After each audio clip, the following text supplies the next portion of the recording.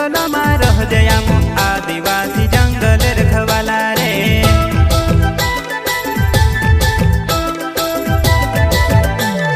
चल जंगल जमीन काजे पूजे रे आदिवासी दुनिया ने रखवाला रे। बाप देव खतरी काजे पूजे रे आदिवासी सबसे निराला रे।